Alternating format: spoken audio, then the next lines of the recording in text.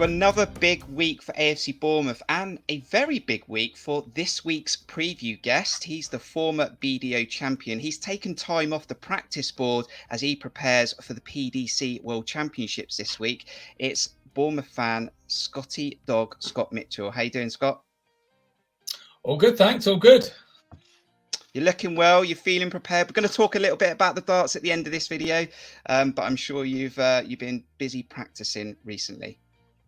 Yeah. Just fitting a bit of time in. You've got to make time for it. You know, it's the biggest dart show in the world. So you've got to put a little bit of time set aside to it. I'm sure you've got the farm covered as well during this period. You might be busy for the next couple of weeks. Absolutely. Well, I won't be. It'll be my son. Hopefully, I'm going to be hopefully busy on the dartboards. Fingers crossed. Fantastic. Well, let's get on with the preview then. I'm already worried, Scott, about the first question I'm going to ask you. We're coming up to the midpoint in the championship. Give us your summary so far of AFC Bournemouth's season. We've come out of the traps like a racehorse, I think. That's fair enough to say. And we're halfway through, and we got 5 furlongs to go, and we're to coin a phrase, we're huffing and we're puffing in the last 4, 5 or 6 games, and not really a lot's coming of it. And that's what Scott Parker said on Saturday at the end of Blackburn. And let's start with Blackburn, our latest game on Saturday. It was that was a 2-0 loss, another loss at home, the second one this season, another frustrating start to that football match, a very slow tempo. Tony Mowbray was rubbing his hands as his counter-attacking game plan came off. They scored goals. We didn't. We huffed and puffed in the second half.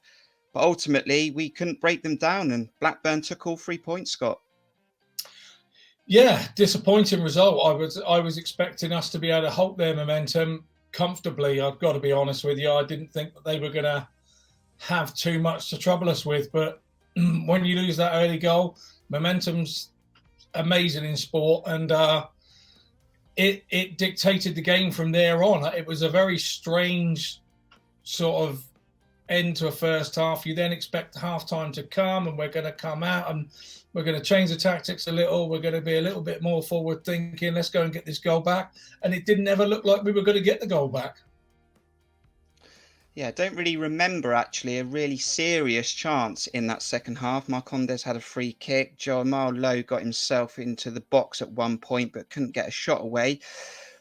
But it is worrying times. I'm going to just mention this to you actually at this time, Scott. We've scored 37 goals this season. 32 of them have been made up through Solanke, Billing, Anthony and Zamora. The other 5 have Jamal Lowe 2, Kelly 1, Emmy 1, Brooks 1. We got no goals from Smith, Stacey, Kilkenny, Lewis Cook, Steve Cook, Cahill, Pearson, Lerma. And that was mentioned to me after that Blackburn game. And it's an interesting stat. Don't think we're getting enough goals from around the pitch, which is putting a lot of reliance on the likes of Don Solanke. Absolutely. And I obviously, when you called me, you have a little look through stuff and you look who's scoring the goals in the last 4 or 5 games. And if certain players haven't done it, we haven't done it. And it's been that simple. You look at other teams, and I know we're going to come on to talk about Middlesbrough shortly, but they're scoring from all over the park. So is this a strategy? Is this a strategy of what we're trying to do? Are we trying to say, this is your job, you stay here? Is that the way that the manager wants it played? Or is he giving other players some freedom to maybe nip forward and get a poke at goal? It's difficult to tell at the moment. I think you've picked up a really good point there, because I've said recently it feels like we're in such a rigid tactic that Scott Parker has almost got a 10-point plan of when we give the ball away. And I just wonder if our really creative players at the top, where we're not really struggling with injuries, Anthony, Christie and Solanke, Billing, I know he didn't play on Saturday, but I just wonder if they're thinking so much, if I give the ball away, I've got to go over here, I've got to close him down, I've got to do that. When actually we should have enough protection with the defence and the holding midfielders we've got, very good players, that we should be able to go, right, well, we get the ball, we give it to them, you go blossom. Just do whatever happens and comes natural to you in that moment. I think so, but I also think there's a big possibility that we're trying to defend our position in the league. We're going out not to lose rather than to go and win. And that has come across in the last couple of games. I talked about the first 20 minutes being tough. I know that we've had a few conversations on Twitter, Scott, and you've mentioned what other fans have mentioned is when we do get the lead and we don't put enough gap in that lead, then we do take attacking players off. We bring defensive players on and we try and hold on. Of late, we haven't. We've dropped points against Coventry. We lost the game against Derby. And we are up there as one of the main teams in dropping more points from winning positions. Is Scott Parker going to look at this and think maybe I've been worked out recently after those 15 unbeaten? And is he going to change something, do you think? I think that's the problem. I think there needs to be, I don't want to coin a phrase in this COVID time, a plan B, but there needs to be a plan B. When things kind of go wrong, we've talked about this diamond formation the other night at Fulham and this, that, and the other. And, you need to be you need to have a plan B. And I think sometimes to then drop back into a 4-4-2 is as good as ever as to taking a front man off, giving you no outlet whatsoever, and dropping an extra one at the back because all you do is invite pressure. And we've not been dealing with that either because we've been losing goals. So what's the difference in doing that than maybe try and attack and get another goal and lose one on the break? I think the fans would probably prefer to see us trying to have some impetus going forward and trying to, because these last 10 minutes, you don't really need all your seat, do you? You just perch yourself on the front edge and hold on for grim death, don't we?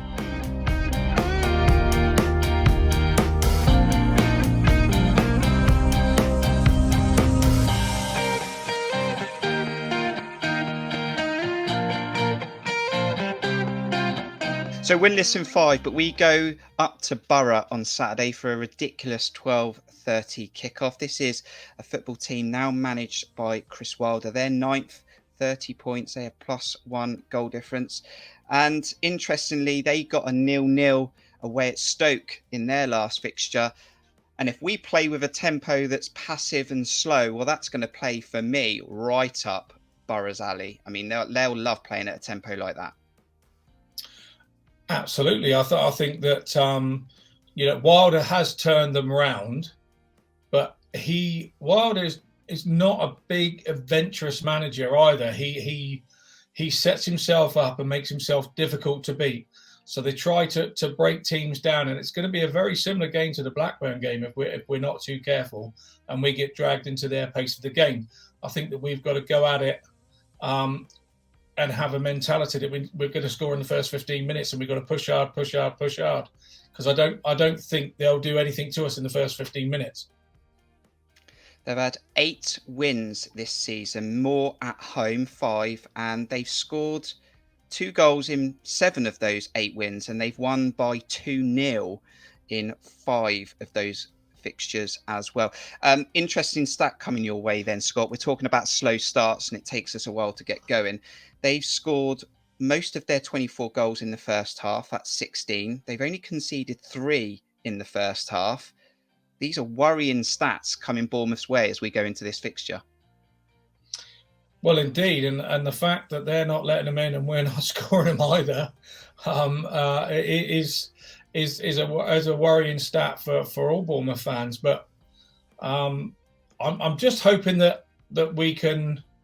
That there has to be a point where this breaks and the players have the mentality going, we're fed up with doing this. We're fed up with withdrawing.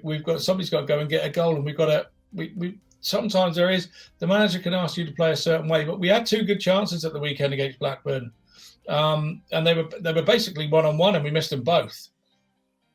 We're saying, maybe the manager's tactics are not quite right, but we had the chances to be 1 up, 2 up, and dictate the pace of the game ourselves then, which is what's been and when we have done that, we've looked a different side.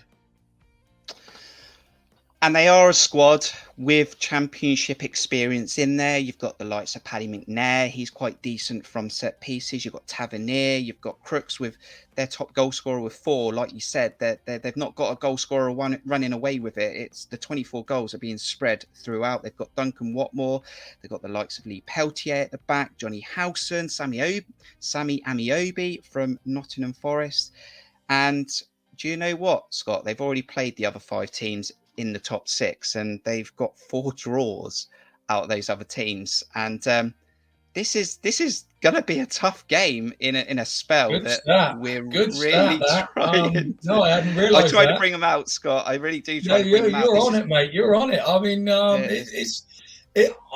I didn't realise that. And then when you look where they are at ninth, they've got some games to come where we've slipped up on some of those lower teams as well, and we're still up there. I mean, yeah, we're having a little criticism of maybe the manager's negativity, but we're being a bit too negative here. We are still in second place after 22 games, and you know, the lead that we had is being eaten away. You know, a win for West Brom and a loss for us means that yeah, we're then left wanting a little bit, aren't we? So it's a big game for us. It's a big game. It's a game that you feel that we've got to get a result here before we get dragged back into that 1-6 scenario that we were in last season.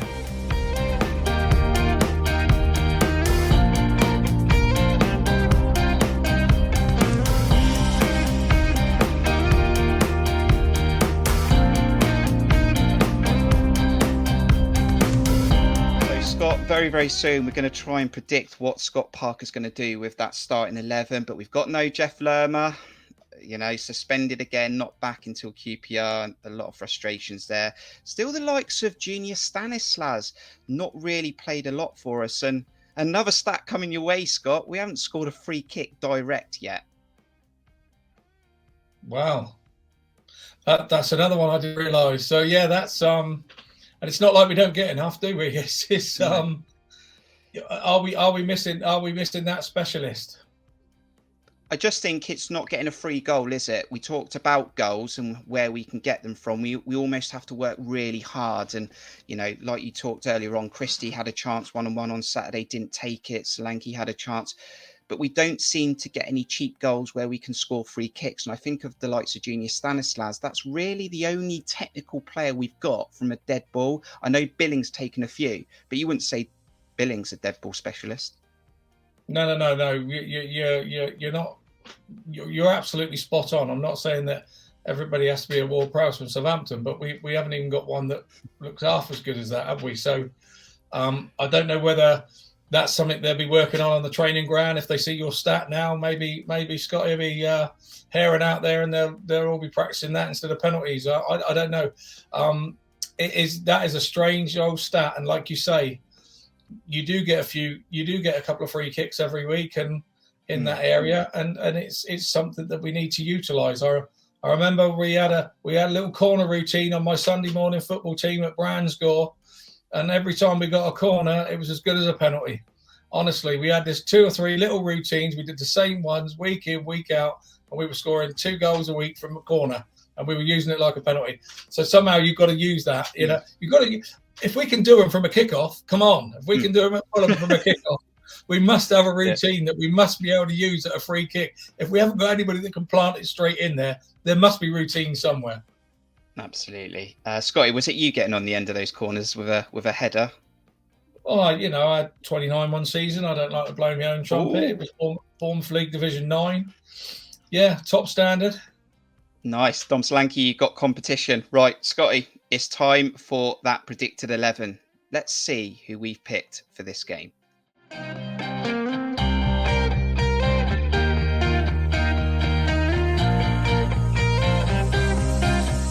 Okay, yes, Bournemouth fans, you're going to see the predicted 11 that me and Scotty have gone through before we came on air. And yes, you're going to look and see Lloyd Kelly at left back. I know I don't want Lloyd Kelly at left back, but we're going to go through it. So we've got Mark Travers in goal, back 4, Jack Stacey, Gary Cahill, Steve Cook and Lloyd Kelly.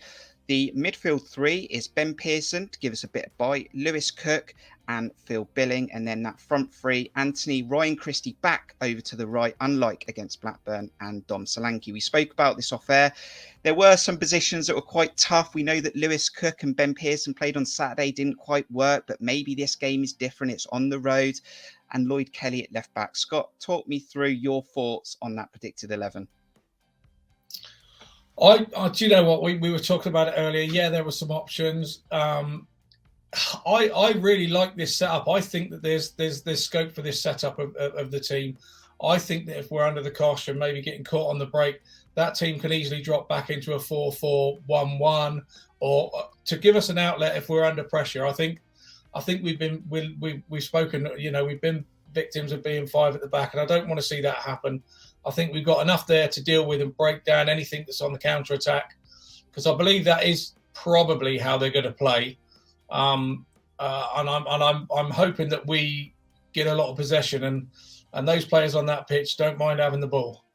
And I think that they're not going to give it away easily, and they're going to go and win it back for you. Particularly Cook and Pearson are going to be your donkeys in there, really working hard, and they've just got big engines. And I like the look of that setup.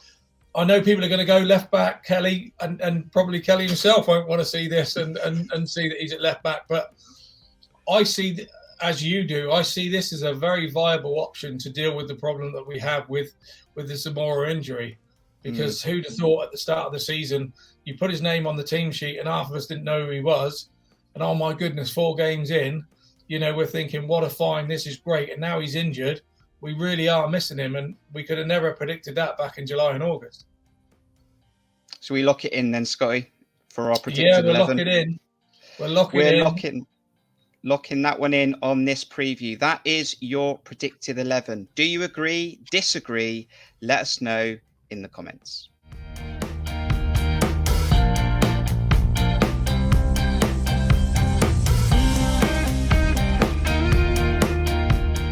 How are you expecting this to go then, Scotty? I think it's going to be a low scoring game. What is your score prediction? I think we're going to have to score 2 to win the game. I don't think we'll get away with 1. I think it's going to be 2-1 to Bournemouth. I think they will score at home. They are good at scoring at home. Cahill's now back. He's had a couple of games. He should be match fit again now. We know that Cookie puts his body on the line. I think we're going to be very difficult to score against, and I'm really hoping with that lineup that we've got there that's quite a defensive-minded 4. And I really think it's going to be 2-1 Bournemouth. I really do. I'm gonna match that as well. I'm gonna go with you. I'm gonna go for 2-1 as well. Be interesting if we do score in the first half, because as I said, they've only conceded 3 goals in the first half this season. But I'm gonna go for a 2-1. We want to get your score predictions, so again, let us know in the comments. Now, it's a pleasure to have you on, Scotty. It's going to be a busy week for you, but we can't let you go without talking about the PDC World Championships. Is your season built up to this moment? And tell us about Thursday afternoon when you get on that stage, who you're playing in the first round, and how can this tournament plan out for you? Well, it's been in making all year, really, for me. When I got my tour card, it's so difficult to get a tour card to be in the best 1-8 dart players on the planet. It is very difficult, and I struggled. I tried last year and I didn't get it, and I got it on the very last day this year. So once you then win your tour card, you get it for 2 years. So you have to win an amount of money on the Pro Tours to then qualify for certain events. So you set one of your goals has to be Ali Pali. If you're going to keep your tour card after beyond year 2, you have to make Ali Pali year 1. So that was it's been 11 months in the making. It's a really big thing for me, obviously, to come over and then start. I've played really well during the year. I've made 4 quarterfinals on the Pro Tours, which is pretty good for your first year. I think I'm sat number 36 or 37 on just the Pro Tours alone, above some of your household names who haven't quite done it, and they're relying on what they did years before to make the World Championship. So to be one of those guys as well that have played on the Lakeside stage and now going to Ali Pali and play there, it's a pretty exciting time. And I played Chris Landman, who will be not known to anybody in the UK, really. He's a Dutch guy. We played each other many times with varying amounts of success. I think I'm probably a little bit ahead of him on the head-to-heads. But to qualify, he beat Jelle Klaassen and Christian Kiss, former world champions, to qualify to make the Ali Pali back in Holland. So, here I am, another world champion, ready for his scalp, but I'm not planning for that to be the way. I'm planning to find a bit of Dorset Bulldog spirit and not let happen to me what happened to Lewis at the weekend. I don't want that Dutchman to get me. No. The most ridiculous question coming your way on this match preview: are you thinking ahead and how your tournament can pan out, who you could potentially play, or is it one game at a time that maybe like Bournemouth should be thinking about? It is a rubbish cliche and nobody's interested in it, but it really is one game at a time. The standard is so high over in the PDC, and when the standard does drop off, it's because somebody's collapsed. And for the Players' Championships a couple of weeks ago, it was me. I went out on stage and I lost 6-0 to Johnny Clayton. I don't remember Johnny Clayton ever having beat me in the BDO, and I was feeling so confident, and just the wheels fell off, the wheel nuts fell off, the hubs fell off, the brakes broke, everything just went wrong.